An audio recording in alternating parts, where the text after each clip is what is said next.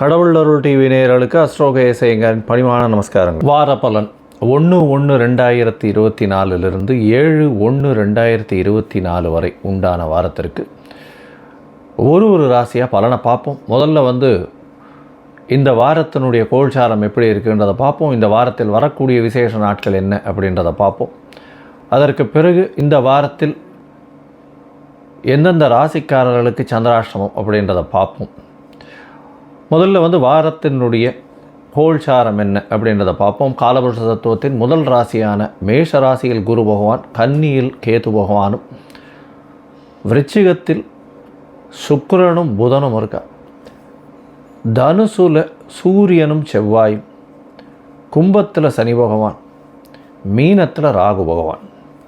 இந்த வாரம் அதிவேகமாக செல்லக்கூடிய கிரகம் அப்படின்னு சொல்கிற சந்திர பகவான் மக நட்சத்திரம், அதாவது சிம்ம ராசியில் தொடங்கி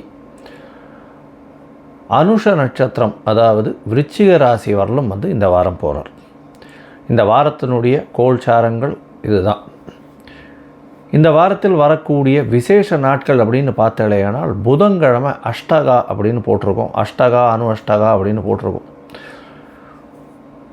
பொதுவாகவே பார்த்தாலேயானால் இந்த மார்கழி, தை, மாசி, பங்குனி இந்த 4 மாதங்களும்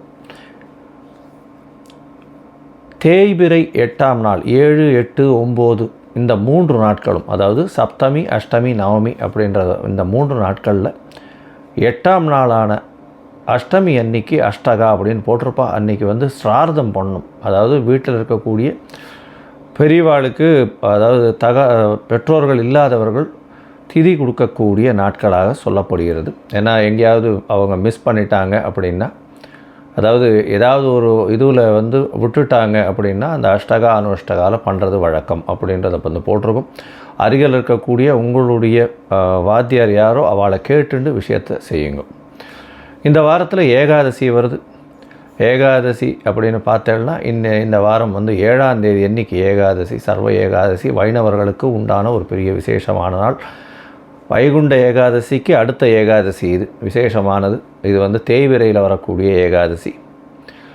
இந்த பொதுவாகவே ஏகாதசி அப்படின்னா வைணவர்கள் அன்றைக்கி கார்த்தாலிருந்து குளிச்சுட்டு பெருமாளுக்கு பண்ணுறதும், விஷ்ணு சகஸ்ரநாம பாராயணம் பண்ணுறதும், அதை தவிர எந்த ஒரு இதுவும் சாப்பிடாமல் உபவாசம் இருக்கிறதும், ஒருவேளை சாப்பிட வேண்டி வந்ததேயானால், அதாவது சீனியர் சிட்டிசன்ஸ், உடல்நலம் குன்றியவர்கள் இவாள்லாம் இருந்தாலேயானால் அவளுக்கு இந்த சுஜ்ஜி இல்லைனா ஜீரா இந்த மாதிரியான விஷயங்கள் பண்ணி போடுறதும், அதாவது ஸ்வீட் மட்டும் பண்ணி போடுறதும், அன்றைக்கி பெருமாளை போய் சேவிச்சுட்டு தீர்த்தம் வாங்கிட்டு அடுத்த நாள் அன்றைக்கி தான் தீர்த்தத்தை சாப்பிட்ணும். அதாவது துவாதசி அன்றைக்கி தான் அந்த தீர்த்தத்தையே சாப்பிட்ணும் பொதுவாகவே. ஏன்னா தீர்த்தம் சாப்பிட்டுட்டோமேனால் ஏகாதசியினுடைய விரதம் கரைஞ்சதாக கணக்கு. பொதுவாகவே ஏகாதசி அன்னைக்கு பார்த்தாலேயானால் முழுக்க உபவாசம் இருக்கிறது ரொம்ப விசேஷம். சீனியர் சிட்டிசன்ஸு, அதை தவிர ப்ரெக்னென்ட் உமன்ஸ் இவாள்லாம் இருக்கக்கூடிய விஷயங்களாக இருக்காது. உடல்நிலை கருதி சில அவர்களெல்லாம், சின்ன குழந்தைகள் இவாளுக்கெல்லாம் எக்ஸம்ஷன்ஸ் இருக்கும். இந்த வாரத்தில் பார்த்தேன்னா ஒரு ராசிக்காரர்களுக்கும் என்னென்ன அப்படின்றத பார்ப்போம். அதுக்கு முன்னாடி இந்த வாரத்தில் எந்தெந்த ராசிக்காரர்களுக்கு சந்திராஷ்டமம்னு பார்த்தோன்னா மகரம், கும்பம், மேஷம், மீனம் இந்த 4 ராசிக்காரர்களுக்கும், அதாவது மகரம், கும்பம், மீனம், மேஷம் இந்த 4 ராசிக்காரர்களுக்கும் சந்திராஷ்டமம். சந்திராஷ்டமம்னா உங்களுடைய ராசிக்கு 8ஆம் இடத்தில் சந்திர பகவான் மறையக்கூடிய காலத்தை சந்திராஷ்டமம்னு சொல்கிறோம். இந்த காலகட்டத்தில் புதிய முயற்சி வேண்டாம், வெளியூர் வெளிமாநில பிரயாணம் வேண்டாம்னு சொல்கிறோம். ஒருவேளை பண்ண வேண்டிய கட்டாயம் இருந்ததேனால் சந்திர பகவானுக்கு உண்டான எளிய பரிகாரம்னு சொல்லக்கூடிய ஒரு 1/2 டம்ளர் பசும்பால் அருகில் இருக்கக்கூடிய கோவிலில் அபிஷேகத்துக்கு திருமஞ்சனத்துக்கும் கொடுத்துட்டு போகிறது ரொம்பவும் விசேஷம் அப்படின்றத சொல்கிறேன். அதன் மூலியமாக சந்திராஷ்டமத்தின் தாக்கம் குறையும். ஏன்னா சந்திராஷ்டமம் இருக்கும்பொழுது தடங்கள் அதிகமாக வரும், அதனால் பண்ண வேண்டாம்னு சொல்கிறோம். சரி, இந்த வாரம் மேஷம் முதல் மீனம் வரை ஒரு ராசியாக 1/1/2024 7/1/2024 வரை உண்டான பலன்கள் என்ன அப்படின்றத பார்க்கலாம். தனுசு, மூலம், பூராடம், உத்திராடம் இந்த 3 நட்சத்திரம் 9 பாதங்களை கொண்ட ராசி. ராசியின் அதிபதி குரு பகவான். இந்த வாரத்தில் பார்த்தோம்னா 1, 5, 9 பெரிய ஏற்றத்தோடு இருக்குது. இந்த வாரத்தில் பெரிய விசேஷம். ஏன்னா 5ஆம் அதிபதி உங்களுடைய ராசியில், ராசியின் அதிபதி 5ஆம் இடத்துல, 9ஆம் அதிபதி உங்களுடைய ராசியில், பெரிய ஏற்றமான காலமாக இருக்குது. 1, 5, 9 யாருக்கு சேர்ந்து இருக்கோ அதாவது நல்ல ஒரு ஸ்ட்ராங்கான பொசிஷனில் இருக்கோ அவர்களுக்கு வந்து மகாலட்சுமி யோகம் வரும் அப்படின்னு ஜோதிட சாஸ்திரம் சொல்கிறது. எந்த ஒரு விஷயத்திலும் வெற்றி கிடைக்கக்கூடிய காலகட்டம், தந்தையின் மூலியமாக பெரிய ஏற்றம் கிடைக்கக்கூடிய காலகட்டம், திடீர் பயணங்கள் வரும், வெளிநாடு போகக்கூடிய வாய்ப்புகள் உண்டு. படிக்கக்கூடிய மேல் படிப்பு படிக்கக்கூடிய மாணவர்களுக்கு வெளிநாடு போகணும்னு நினச்சாலும்னா கண்டிப்பாக இருக்கும். எண்ணிய எண்ணங்கள் எல்லாமே நிறைவேறக்கூடிய காலகட்டமாக இந்த வாரம் அமையிறது. அதுவும் வந்து 5ஆம் இடத்துல குரு பகவான் கெஞ்சினாலும் கிடைக்காது அப்படின்னு சொல்லக்கூடியது. 5ஆம் இடத்தில் குரு பகவான் வர்றதன் மூலியமாக இவ்வளவு நாளாக குடும்பத்தில், அதாவது குழந்தை இல்லாதவர்களுக்கு, திருமணமாகி குழந்தை இல்லாதவர்களுக்கு குழந்தை பிராப்தி ஏற்படக்கூடிய வாய்ப்புகள் இந்த வாரம் நிச்சயமாக உண்டு. கவலைப்பட தேவையில்லை. ஏன்னா குரு பகவான் 5ஆம் இடத்துலேயே இருக்கார், 5ஆம் அதிபதியையும் பார்க்குறார், பரிவர்த்தனை யோகம் அடையிறது. இதற்கு மேலே வேறு என்ன வேணும்? நல்ல ஒரு ஏற்றம் கிடைக்கக்கூடிய காலகட்டமாக இந்த வாரம் இருக்குது. உங்களுடைய ராசிக்கு பார்த்தோன்னா பெரிய ஏற்றம். 7.5 சனி முடிஞ்சுடுத்து. 3ஆம் இடத்துல சனி பகவான் முடிசூடா மன்னன்னு சொல்லுவாள். எல்லா விஷயத்திலையும் வெற்றி வரக்கூடிய வாய்ப்புகள் உண்டு. 4ஆம் இடத்தில் இருக்கக்கூடிய ராகு பகவான் மூலம் சிறு சிறு பிரச்சனைகள் இருக்கும். எங்கே அப்படின்னா தாயின் உடல்நிலையில். புதிய வீடு வாங்கக்கூடிய வாய்ப்பு உண்டு. ஏன்னா ராகு பகவானை பொறுத்தவரை எந்த இடத்துல இருந்தாலும் அந்த வீட்டினுடைய உயிர்காரகனை பிரச்சனை பண்ணுவாரே தவிர பணவரவுக்கோ அந்த மூலியமாக வரக்கூடிய மிகப்பெரிய குபேர சம்பத்துக்கோ எப்போவுமே பிரச்சனை பண்ண மாட்டார். அதனால் புதுசாக வீடு வாங்குவீங்க, கவலைப்படவே வேண்டாம். ஆனால் தாயின் உடல்நிலையில் சற்று கவனமாக இருங்க. போய் இது பண்ணிட்டு வாங்க, போய் செக்கப் பண்ணுறதெல்லாம் வந்து ரெகுலராக பண்ணுங்கள். உங்களுடைய ராசிக்கு 10ல் வந்து கேது பகவான் இருக்கார். புதிய தொழில் அமையும். அதுவும் வந்து மாற்று மதத்தினர் மூலியமாக ஒரு நல்ல ஏற்றம் கிடைக்கக்கூடிய காலகட்டமாக இருக்குது. இந்த வாரம் பார்த்தோன்னா உங்களுடைய ராசிக்கு 8ஆம் அதிபதி அப்படின்னு சொல்லக்கூடிய சந்திர பகவான் ராசிக்கு 9ஆம் இடத்துல ஆரம்பிக்கிறார் இந்த வாரத்தை. 9ஆம் இடத்தை இந்த வாரத்தில் ஆரம்பிக்கும் பொழுது பார்த்தேனால் உங்களுக்கு ஒரு பெரிய ஏற்றத்தை கொடுக்கக்கூடிய காலகட்டமாக இந்த வாரம் அமையிறது.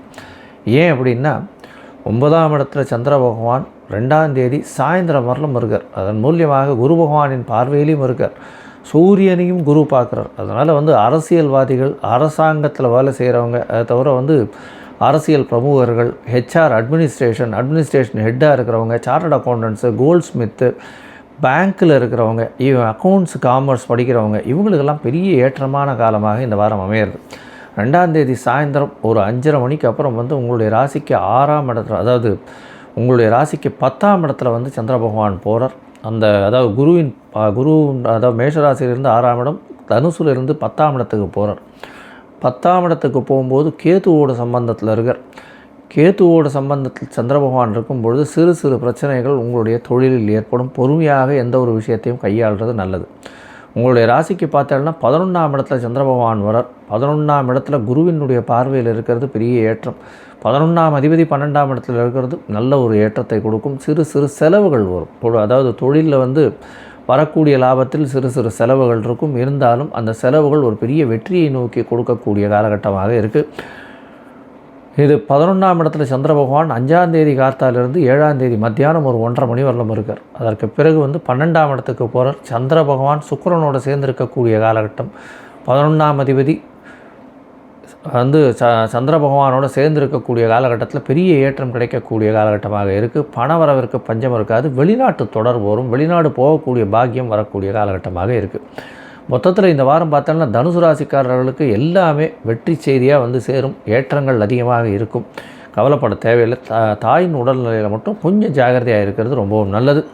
இந்த வாரம் நீங்கள் வந்து நாமக்கல் ஆஞ்சநேயரை போய் வழிபட்டு வாங்கும். நாமக்கல் ஆஞ்சநேயரை வழிபட்டு அங்கே நரசிம்ம பெருமாளையும் போய் வழிபட்டு வர்றது பெரிய ஏற்றத்தையும் மாற்றத்தையும் உங்களுடைய வாழ்வில் கொடுக்கும். கடவுள் அருள் டிவியை பார்த்தமைக்க நன்றிகள். மேலும் இது போன்ற தகவல்களை தெரிந்து கொள்ள கடவுள் அருள் டிவியை சப்ஸ்கிரைப் செய்யுங்கள். மறக்காமல் பெல் ஐக்கானை கிளிக் செய்யுங்கள்.